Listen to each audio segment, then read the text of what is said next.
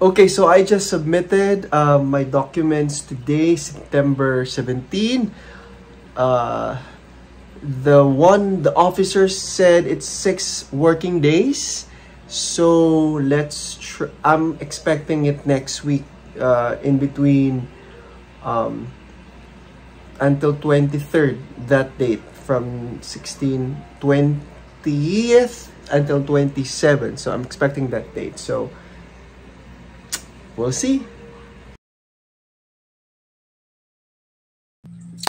Okay, after 22 days, yes, 22 days, finally, I already have my passport. And this time, it comes with, boom, approved Japan visa. Okay, so I'm gonna explain to you how did I do it, what were the requirements I submitted. I'm quite confused if I will speak Bisaya, Tagalog, or English because I'm Cebuano and it's a Cebuano vlog. But for the purpose of everyone or any Filipino watching this one, I'm gonna speak Tagalog and English mix. So sahay magbinisaya ako, but for the majority of people, I'll speak the national language. Okay, so what did I submit ba? By the way, before I start, no, I claimed this one. Today is what? Today is October 9. I claimed this one early in the morning today, October 9. As in, I went there 7 a.m. because they open 7 to 4. I went there 7 a.m. at the VFS Cubao. So, I received an email yesterday, October 8, around 6 p.m. that VFS, the passport is ready for pickup and it has already been delivered to the VFS office. Yes, nag-subscribe, I did subscribe for SMS and email notifications, but turns out that SMS, it's quite futile in my opinion, in my experience. I did not receive any SMS at all. So might as well you try to not get it if you want to, because there's extra payment for that, which I'm gonna explain later as well for the add-ons. So my the date of issue for my visa was October 7. So technically, it was 2 days ago, which is October 9 now, no? I waited talaga 22 days. I was under the impression that I can have it within 6 working days lang.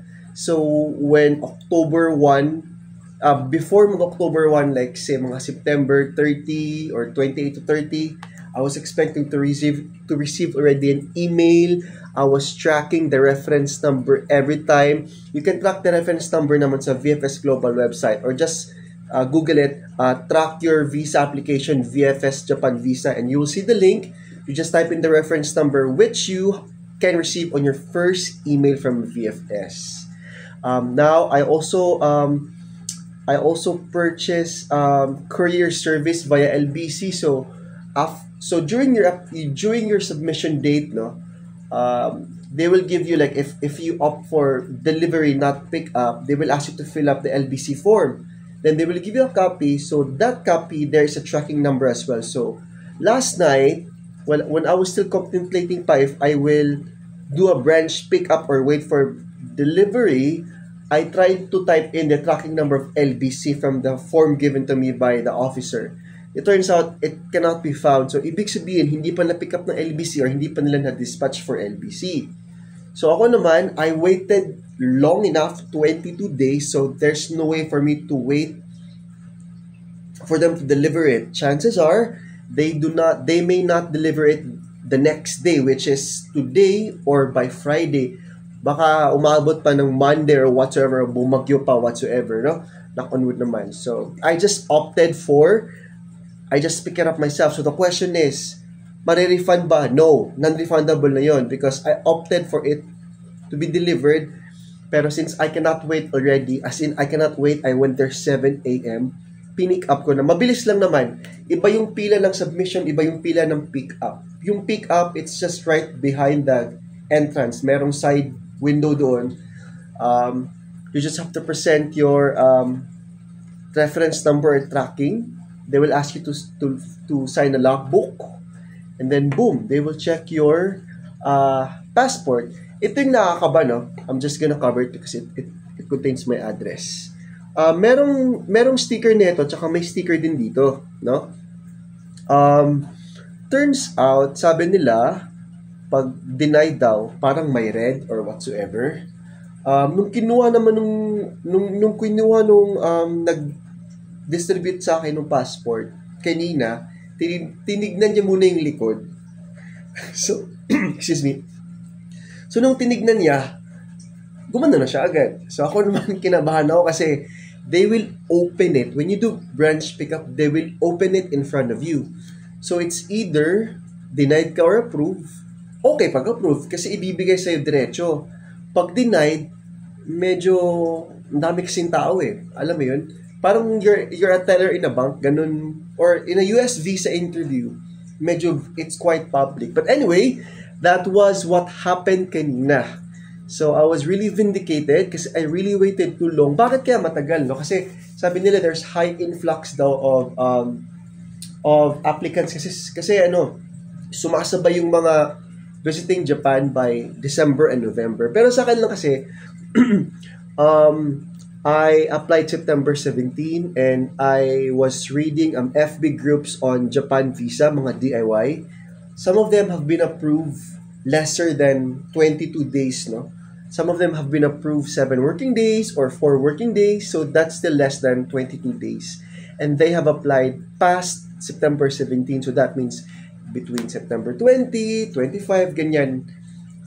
And then, baka it's VFS Quezon City or Parkal or Makati. Yung sa akin medyo, the thing that is not really clear to me is, hindi siya by batch. Kasi I was thinking na if today ka nag-submit, you are the earliest to receive an approval compared to those who will submit tomorrow. Kasi by batch yun. Pero it does not happen that way. Yun lang naman yung impression ko. Kasi iba-iba eh. Yung iba mabilis, yung iba matagal. So hindi ko alam if sabog sila doon sa Japan Embassy. I'm not, of course, hindi naman siguro sabog. I don't know what their system is. So, happy pa rin ako na I got the Japan visa. Although, yun lang, medyo perplex lang tayo. Hindi siya sunod-sunod yung by batch, if that makes sense. And if anyone is watching this one, you may found out na yung kabatch mo on that day, mas matagal siya. Or yung nag-apply 3 days after you, mas nauna pa sila. No? Anyway, too much of the palabok, no? So, that was my story, my waiting time. And that was how I got my passport. Okay, so what did I submit? Number 1, Japan visa application form. So that's downloadable at the Japan visa website. Doon ka sa VFS Global, no? I would suggest for you downloadable. It's PDF downloadable, so you can type it in. I would suggest you do computerized kind of filling up. Don't do manual kasi mas malinis tignan. Okay? On my part, I did use all bold letters. Ibig sabihin, capital letters. No? Number 2, visa appointment confirmation. So that's the most important, I think, no? Apart from your passport. You need to have a confirmation schedule muna. So yun yung pahirapan yun. Kasi minsan, some schedules are not open. And then when you go at the website, again, by midnight time, may nagbubukas. Sa akin naman, kasi nag-apply ako mga mid-September. So, inisip ko pa ghost month yun. So, tinatansya ko kailan matatapos yung ghost month kasi alam mo na applications yun. So, ghost month may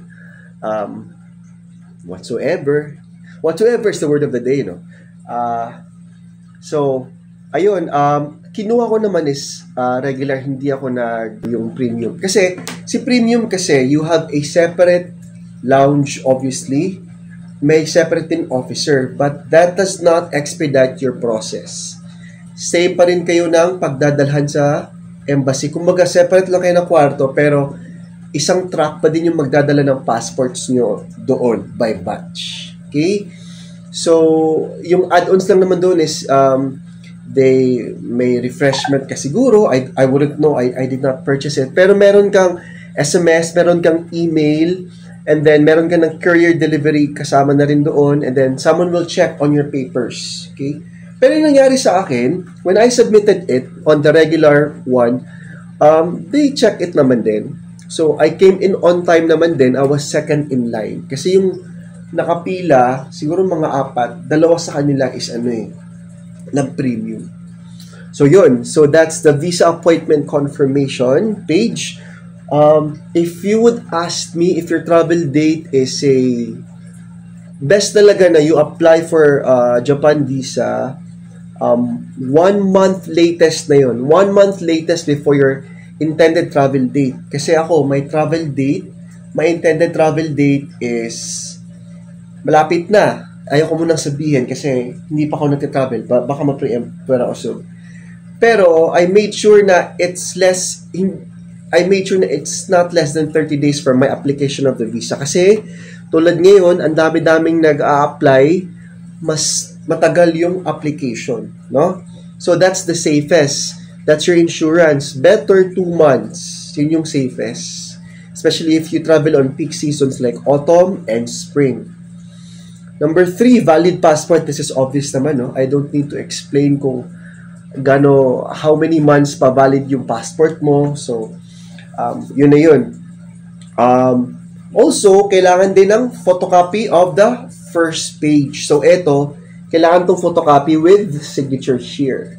So, isang copy lang. Ang lahat ng mga photocopies mo and paperworks mo should be A4 unless it's printed by other institutions like PSA, bank certificates. Wala tayong magagawa kasi they have their own papers.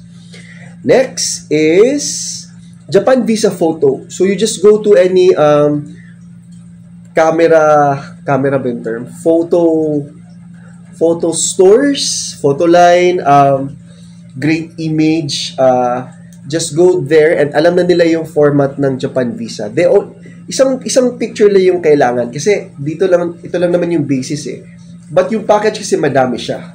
So, yan lang yung itsura. Okay?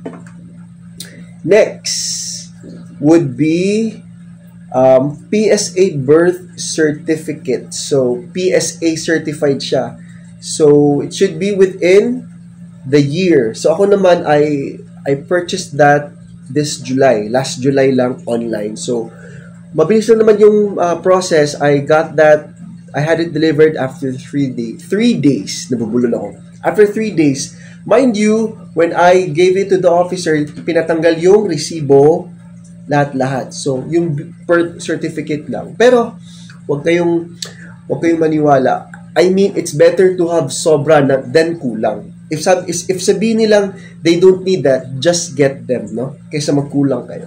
Kasi some of them are very particular na it should be within the year. So how will they know if it's within the year? Dapat andun yung resibo kasi dated yun.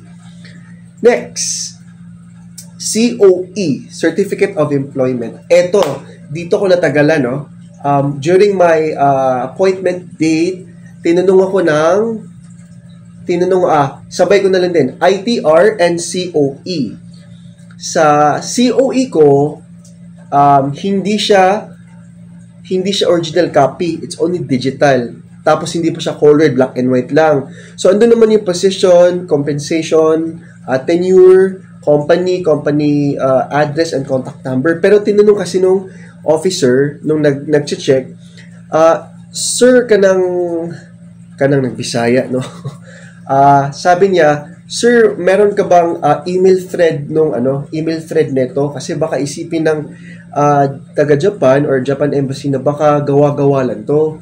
So sabi ko, hala, lagot kasi I don't have a work phone with me and my work email is separate from my work phone. Buti na lang, na-forward ko yung COE sa personal email ko.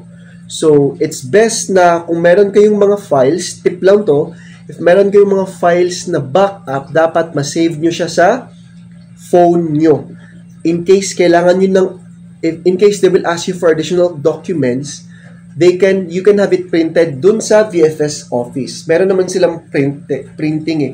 You will just have to submit that on the email. Pero there's no editing. They can only print, no editing. Next is, so yung nangyari sa COE, pinaprint ko na lang yung email thread na humingi ako sa HR ng COE. So, andun yung signature ko na ito yung position ko, ito yung company, andun din yung email address ko na may domain ng company. So, legit talaga siya kasi it's like a business, parang it's official, parang siyang official na document from work talaga. Now, sa ITR ko, since I'm in a new company, within the year, obviously, so my company now, hindi pa nila carry over yung ITR ko of last year. I was still with the previous company.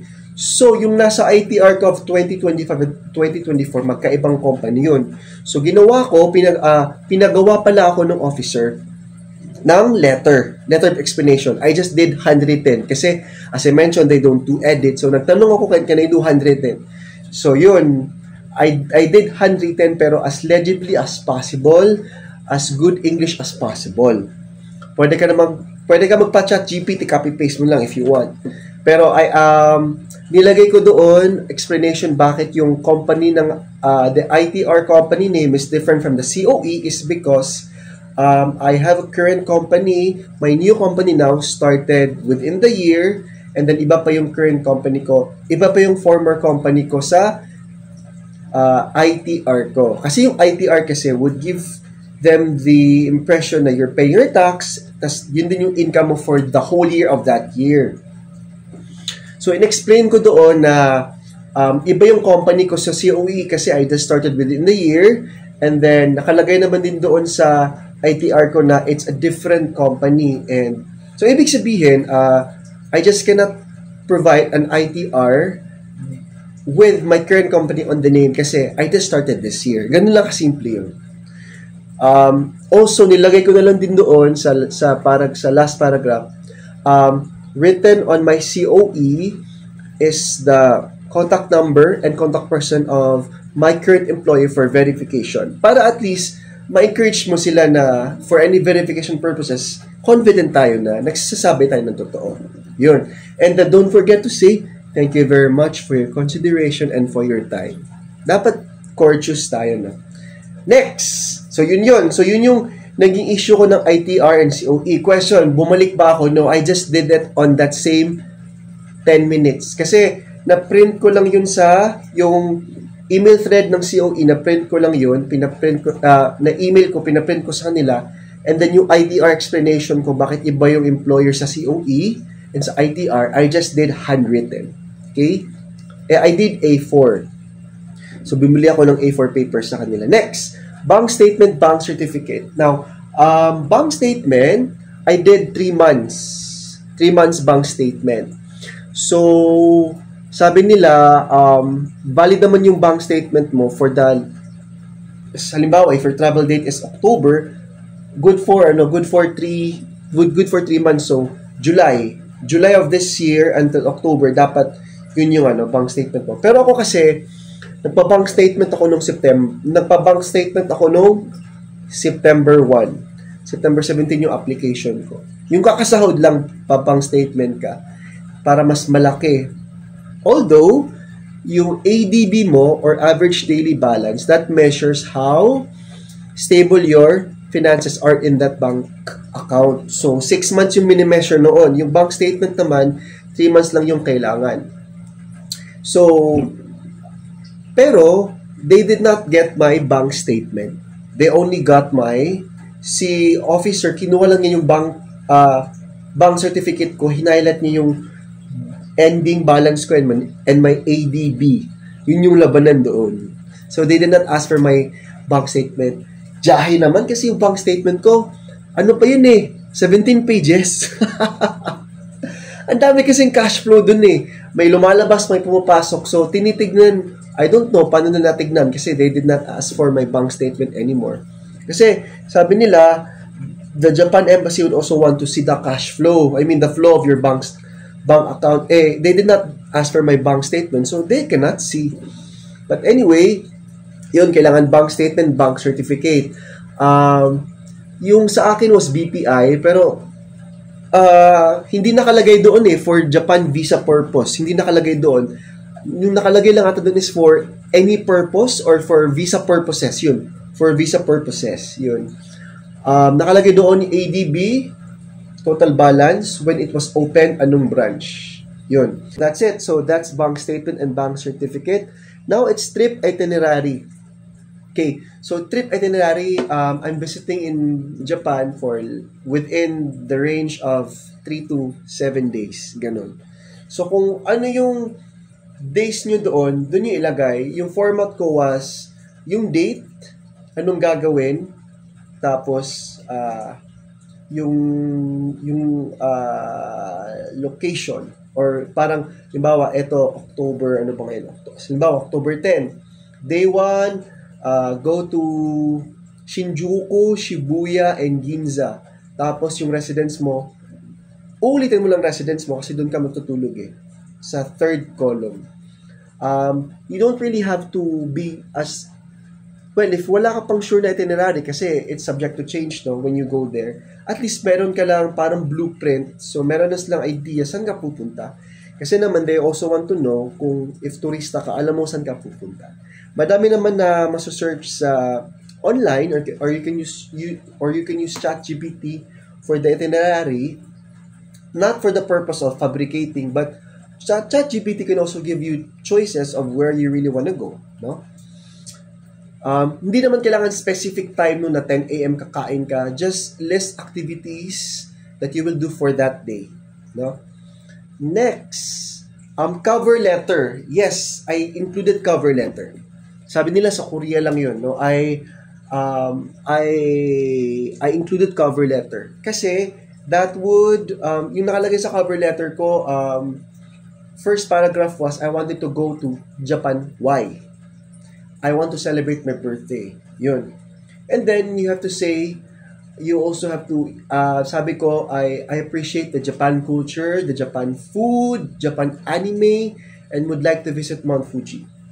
Tapos, nung pakilala ka on second paragraph, sino ka, anong trabaho mo, gano'n ka nakatagal sa trabaho mo, and then, ilagay mo din doon on the third paragraph, sa second paragraph pala, sa trabaho mo, i-connect mo na rin yung bank statement mo with ADB and, hindi ko nilagay pala ADB, the bank account lang, bank account balance. Like, halimbawa, currently, I'm a regional blah, blah, blah, blah, blah, blah, blah, blah, blah, and I also have a savings amounting to blah, blah, blah, blah, blah, blah, blah, blah, blah. So, yun. So, isabay mo siya sa second paragraph. Third paragraph, ilagay mo doon, I have traveled to these countries for the past 5 years. So, naglagay ako doon ng, on the past 5 years, I've been to, let's say, 4 to 5 countries. Nalagay ko yung date. Bullet points yun. Date to date, date to date, date to date. Yung common denominator doon is average number of days visiting is 4 to 5 days, which is somehow similar sa trip ko. So that would give the Japan Embassy the impression na you are really a tourist kasi yung pattern mo is somehow very similar. Okay? And then, do not forget, I encourage you, tip as well, na ilagay mo doon, I have traveled to these countries and have returned properly. Kumbaga, yung gusto mong ipunto is, hindi ka nag-stay illegally, hindi ka nag-cause ng any violations doon, hindi ka gumawa ng kalokohan doon, ganyan. So, kumbaga, pinapakita mo, bumalik ka sa home country mo. So, you are a responsible tourist. And last but not the least, naglagay ako doon sa baba, I've also traveled to South Korea before and the US. So, kahit yung US ko was 2016 na, and yung South Korea ko was 2018, it's hindi na siya abot ng 5 years kasi visa pa din yun. And US visa is nasa G7 countries siya. So, I think it still holds weight, no? Na this person has been to the US and went back properly. So, yun. And then, lagay mo doon, hoping for your kind consideration, for your time, ganyan. So, would be wonderful to visit your beautiful country, Japan. Ako naman, I only applied for single entry. I did not apply for multiple entry yet. Okay, so yun, previous visas obtained from other countries. So, yung ano pala, yung previous visas, I did a photocopy. Nag-photocopy ako ng US visa ko with the stamp. And then yung US, South Korea visa ko na, pag nagamit kasi yung used na yun eh. Dati pa yun may stamp. Ngayon kasi it's just paper eh. So I did photocopy of those two, inattach ko sa cover letter. For me, powerful yung cover letter kasi that gives you more meat, that gives you more teeth, kumbaga to explain to explain your story of whatever documents that you have. Kasi if yung documents lang, medyo ano siya medyo hindi siya firm for me kasi hindi natin alam paano siya na file or na sort nung officer. Hindi ko naman sinasabing mali. Pero chances are, yung sequence na paglalagyan mo, hindi siya masusunod. And then, baka mas may alam pa sila. Pero if you have the cover letter, it gives you a story or a narrative why you want to go to Japan, sino ka, ano yung dala-dala mo, at bakit kita paniniwalaan. Yun. When I submitted my documents, hindi na nag-email sa akin si VFS for additional requirements. I think earlier this week, this Monday lang. When was this Monday? I think that was on the 5th, October 5th, if I'm not mistaken. Nag-email ako sa VFS, nag-follow up ako. Kasi sabi ko parang it's been 17 days na wala pa rin. Nag-reply naman sila that same day ng 6 p.m. Ano pa daw? Still process pa daw because I keep on tracking my Japan visa application sa yung tracking na link. It's always under process in Japan Embassy in Pasay. So medyo ako kalma pa ako nung mga first week. Hindi ko hanapin yun kasi mabubuang lang ako. Then, dumating yung second week. Parang matagal pa. Okay lang kasi matagal pa naman yung trip. Kasi nag-allocate ako ng 1 buwan yung gap pagitan na from application to travel. Mag 3 weeks na. And, nung tapos nag-follow up ulit ako kahapon. Nag-follow up ulit ako nung kahapon Wednesday, nung siguro mga hapon. Tapos may nag-reply. Akala ko reply sa email ko. Hindi pala. It's a separate VFS confirmation na tanggap na ng VFS Cubao yung passport ko. So, yun. I wish everyone who is applying, I wish na ma-approve din kayo. Do your homework. You have to research and also fix your finances rin. Dapat medyo somehow yung ADB nyo at least 5 digits. Yun yung safe. Okay? So guys, thanks for watching. Daghang salamat sa pagtanaw and watch out for my may Japan trip soon. So, daghang salamat and maayong paglantaw.